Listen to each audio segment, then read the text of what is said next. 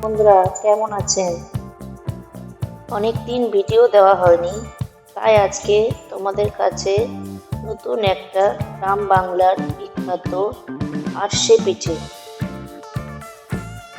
ঈদ তো শুরু হলো, গ্রাম বাংলার পিঠে নানা রকমের হয়ে থাকে। গ্রাম বাংলার বিখ্যাত আরশে পিঠে আমি এখানে 500 গ্রাম আতপ চাল নিয়েছি। সেটা 3 ঘন্টা জলে ভিজিয়ে রাখতে হবে।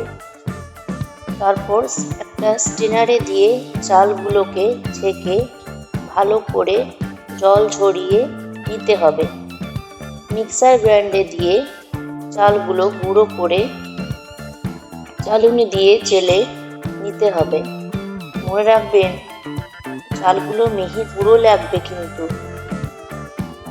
তারপর একটা পাত্র নিয়ে গ্যাসে বসিয়ে আখের গুড় 300 গ্রাম সামান্য জল দিয়ে সেটা ভালো করে ফুটিয়ে পাক করে নিতে হবে।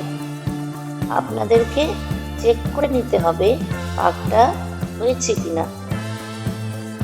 তারপর ঠান্ডা হলে এই চালের গুঁড়োগুলোকে একটু একটু করে মিশিয়ে নিতে হবে ভালো করে ঘেটে ঘেটে। তারপর সেটা 2 ঘন্টা মেখে রাখতেও পারেন বা পরের দিন ছাঁকতেও পারেন, কিন্তু সর্ষের তেল দিয়ে ছাঁকতে হবে। কিন্তু পাতলা পাতলা করে তেল গরম হবে যখন, তেলের মধ্যে ছেড়ে দিতে হবে। দেখবেন ফুলকো ফুলকো লুচির মতো ফুলে উঠেছে। তখন ঠান্ডা করে ছেঁকে নিয়ে পরিবেশন করে টেস্ট করে দেখো।